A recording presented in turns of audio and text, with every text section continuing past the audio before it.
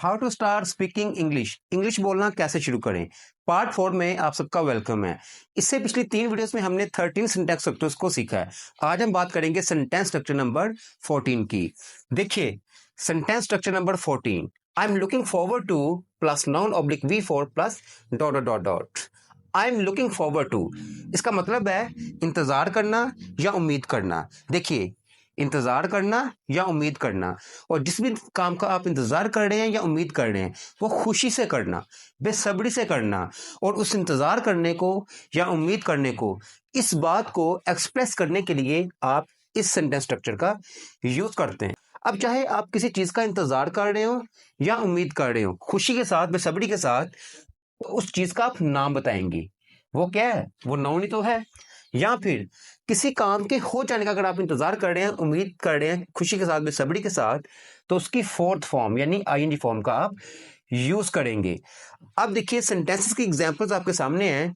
I am looking forward to going on vacation with you.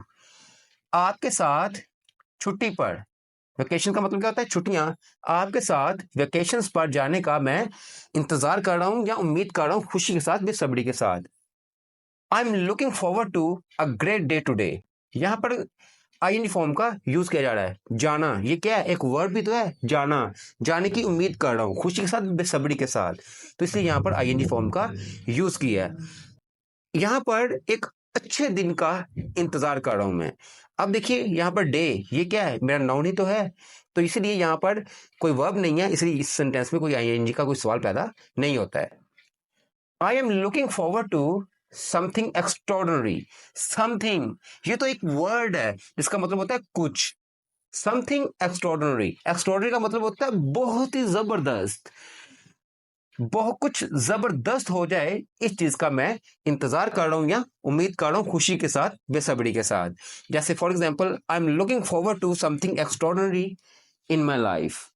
मेरी जिंदगी में कुछ एक्स्ट्रॉर्डनरी हो जाए, इस चीज का मैं इंतजार कर रहा हूं या उम्मीद कर रहा हूं, खुशी के साथ, बेसब्री के साथ। I am looking forward to a new mobile next month. मान लीजिए आपके पापा आपको कहते हैं कि अगले महीने वो आपको एक नया मोबाइल दिलाएंगे, तो उस वक्त आप ये सेंटेंस बोलते हैं, I am looking forward to a new mobile next month. मैं उम्मीद कर रहा हूं कि एक नया मोबाइल अगले महीने मुझे मिलेगा।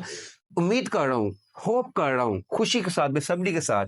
आई am looking forward to a new mobile next month. अब मान लीजिए मैं आपसे कहता हूं कि मैं आपसे मिलने के लिए कल बेसब्र था, यानी मैं आपसे मिलने का इंतजार कर रहा हूं, खुशी के साथ, बेसब्री के साथ। तो इस सेंटेंस को कैसे कहेंगे? इस बात को कैसे कहेंगे? I am looking forward to meeting you tomorrow. I am looking forward to passing the exam this year. इस साल एग्जाम पास करने का मैं इंतजार कर रहा हूं या उम्मीद कर रहा हूं, खुशी के साथ, बेसब्री के साथ। क्यों? क्योंकि इस साल मेरा एग्जाम बहुत अच्छा गया। लास्ट ईयर फेल हो गया, लेकिन इस साल मैं उम्मीद कर रहा हूं, होप कर रहा हूं कि मेरा एग्जाम पास करूंगा। क्यों? क्योंकि इस बार मेरा एग्जाम अच्छा गया। इस चीज का मैं इंतजार कर रहा हूं या उम्मीद कर रहा हूं। I am looking forward to passing the exam this year. I am looking forward to joining that company. मैं उस कंपनी को ज्वाइन करने का बेसब्री से इंतजार कर रहा हूं या उम्मीद कर रहा हूं। अब देखिए गाइस, ये इस बात पे डिपेंड करेगा कि सिचुएशन क्या है। एक ही सेंटेंस को बनाने के कई तरीके हो सकते हैं। जैसे मान लीजिए, जैसे सिचुएशन देखिए, I am looking forward to joining that company. इस सेंटेंस के भी दो सेंस हो सकते हैं। पहला देखिए, पहली सिचुएशन क्या है? मान लीजिए आप किसी कंपनी में जाते हैं और उस कंपनी का इंटरव्यू देते हैं और आ जाते हैं। आपका दोस्त आपसे पूछता है कि इंटरव्यू कैसा रहा, और आप आंसर इस सेंटेंस को देते हैं, I am looking forward to joining that company. तो आपको लगेगा कि आपका इंटरव्यू अच्छा गया, अपॉइंटमेंट लेटर आपको मिलेगा और आप उस कंपनी में ज्वाइन कर लोगे। अब दूसरी सिचुएशन क्या है? दूसरी सिचुएशन ये है, मान लीजिए आप इंजीनियरिंग कर रहे हैं, बीटेक कर रहे हैं, और आप इंजीनियरिंग के अभी फर्स्ट ईयर में हैं। आप एक बड़ी सी कंपनी को ज्वाइन करने का ख्वाब देख रहे हैं, और आप अपने दोस्त के पास बैठे हैं, और आप इंजीनियरिंग के फर्स्ट ईयर में, और अपने दोस्त से कहते हैं, I am looking forward to joining that company. मैं उस कंपनी को ज्वाइन करने की उम्मीद कर रहा हूं या होप कर रहा हूं, खुशी के साथ, बेसब्री के साथ। तो उस आपका दोस्त ये समझेगा कि आप उस कंपनी को ज्वाइन करने का ख्वाब देख रहे हैं। गया तो एक ही सेंटेंस को बनाने के कई तरीके हो सकते हैं, और एक ही सेंटेंस के कई सेंस भी हो सकते हैं। I am looking forward to someone who can understand me. I am looking forward to someone, मैं किसी का इंतजार कर रहा हूं। खुशी के साथ, बेसब्री के साथ, उम्मीद कर रहा हूं।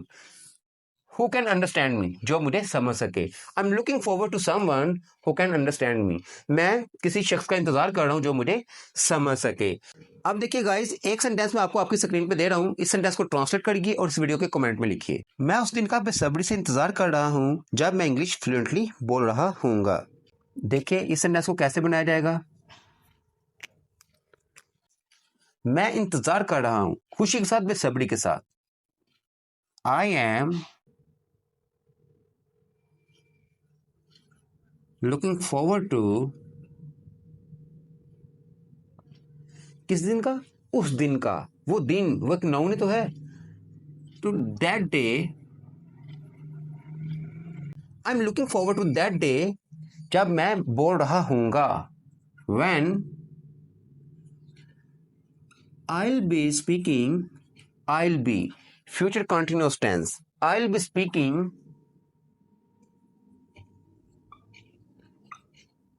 English, कैसे? Fluently. I'm looking forward to that day when I'll be speaking English fluently. Looking forward to, इसका मतलब तो यही है ना, desperately waiting for the day. I'm desperately waiting for the day when I'll be speaking English fluently. यहाँ होता ये है कि एक ही सेंटेंस को बोलने के कई अंदाज हो सकते हैं, एक ही सेंटेंस को कई तरीकों से बनाया जा सकता है। जैसे कि इस सेंटेंस में मैंने आपको बताया, इन सेंटेंसेस के अलग अलग सेंस भी हो सकते हैं। अब हम बात करते हैं सेंटेंस स्ट्रक्चर नंबर 15 की। Sentence structure number 15, do you mind if dot dot dot, would you mind if dot dot dot. अब आप वुड पे ध्यान मत दीजिए, do you mind if dot dot dot, क्या मतलब है इसका? क्या आप माइंड करते हो? क्या आपको बुरा लगता है? अब क्या लगता है वो भी आगे बात कर लेते हैं।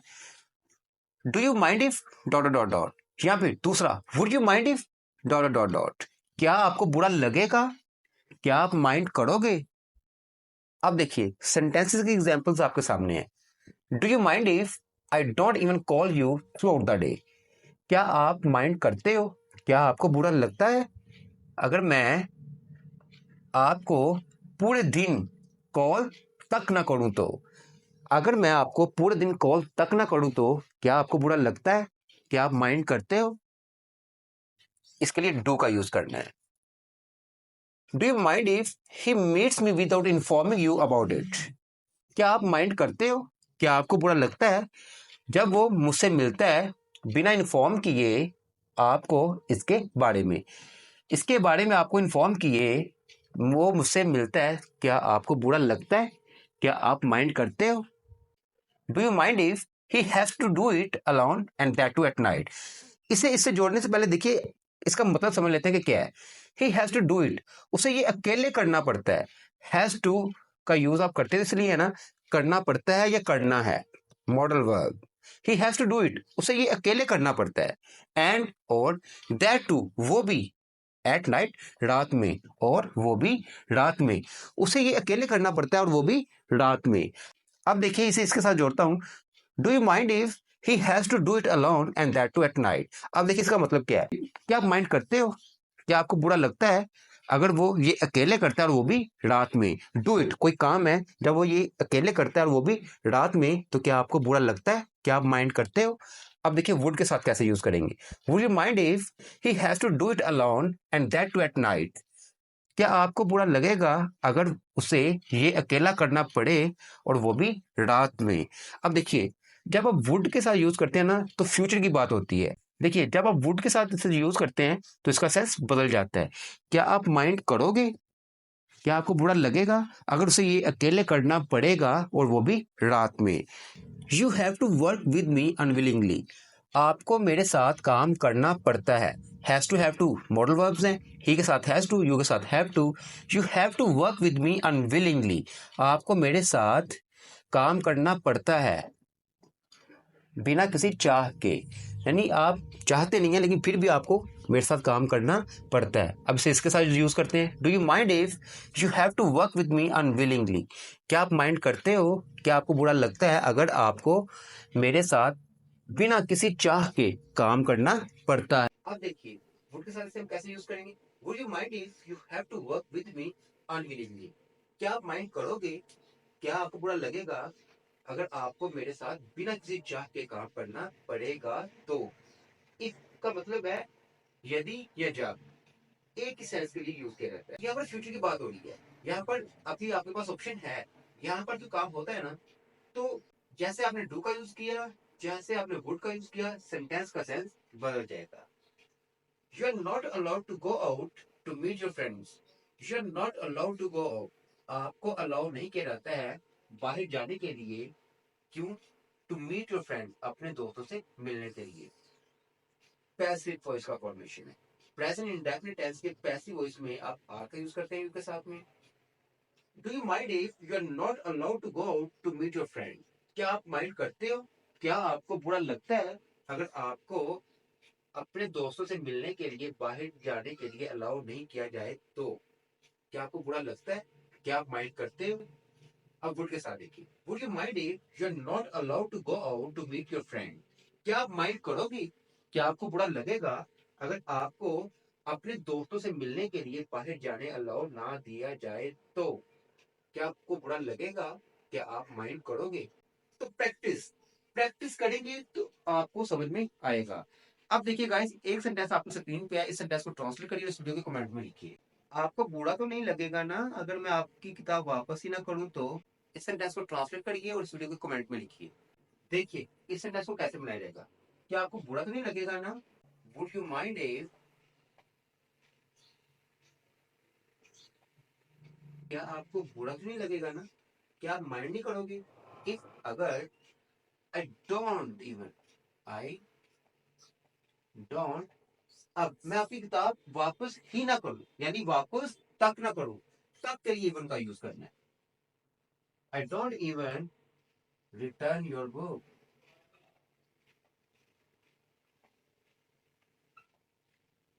Question mark. अब देखिए क्वेश्चन मार्क, क्योंकि यहाँ पर आप कुछ ना कुछ पूछ रहे हैं, तो यहाँ पर मैंने क्वेश्चन, तो इन सेंटेंस को सेपरेटली लिखा गया, इसलिए मैंने क्वेश्चन मार्क का ध्यान नहीं दिया। तो यहाँ पर क्वेश्चन मार्क का यूज करना है, क्योंकि यहाँ पर हम कुछ पूछ रहे हैं, कुछ ना कुछ यहाँ पर पूछा जा रहा है। वुड यू माइंड इफ, क्या आप माइंड करोगे अगर I don't even return your book, मैं आपकी किताब वापस तक ना करूं? तो वुड यू माइंड इफ, क्या आपको बुरा लगेगा, या आपको बुरा तो नहीं लगेगा ना? इस सेंस में इस सेंटेंस फॉर्मेशन का यूज करते हैं। अब हम बात कर लेते हैं गाइस सेंटेंस स्ट्रक्चर नंबर 16 की। Sentence structure number 16, I am having a hard time plus V4 plus dot dot dot. I am having a hard time, क्या मतलब है सेंटेंस फॉर्मेशन का? मुझे दिक्कत हो रही है। और जिस भी काम को करने में आपको दिक्कत हो रही है, उस काम की फोर्थ फॉर्म यानी आईएनजी फॉर्म का आप यूज करेंगे।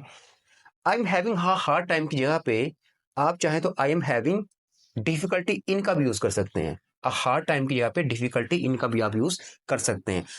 मुझे दिक्कत हो रही है क्या करने में? प्लेइंग फुटबॉल, फुटबॉल खेलने में। एज, क्योंकि my right toe is paining, मेरा दाया अंगूठा दर्द कर रहा है। टो, अंगूठे को आप टो कहते हैं। I am having a hard time learning English, मुझे इंग्लिश सीखने में दिक्कत हो रही है। अब मान लीजिए यहाँ पर कुछ ऐड कर लेते हैं, क्योंकि मेरे पास टाइम नहीं है। Because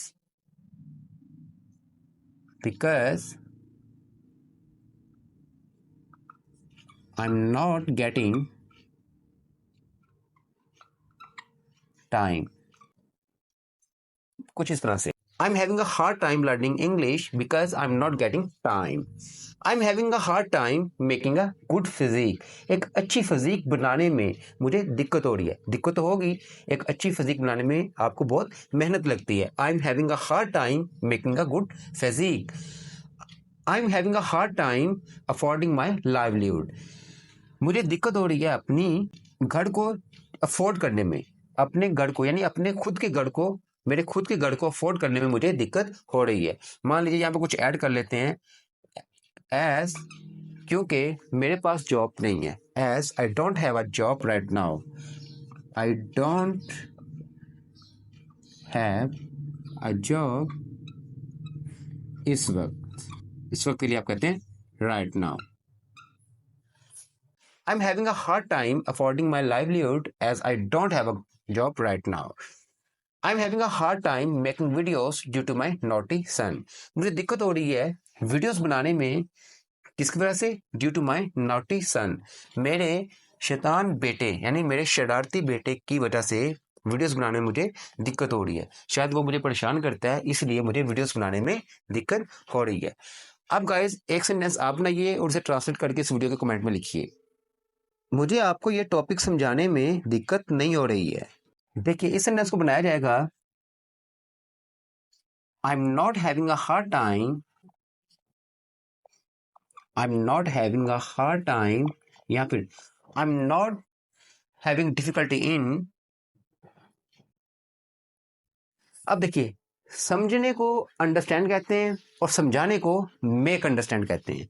I am not having a hard time making you understand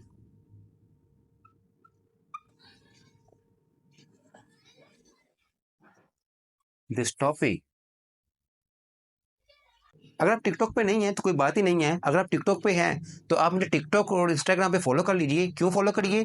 क्योंकि वहाँ पर मैं एक एक मिनट की शॉर्ट वीडियोस अपलोड करने वाला हूँ, ताकि मैं चाहता हूँ कि आप दिन भर इंग्लिश में कुछ ना कुछ सीखते रहें और अपनी लाइफ में आगे बढ़ते रहें। आज के लिए इतना ही, मिलते हैं नेक्स्ट वीडियो लेक्चर में। Take care and good bye.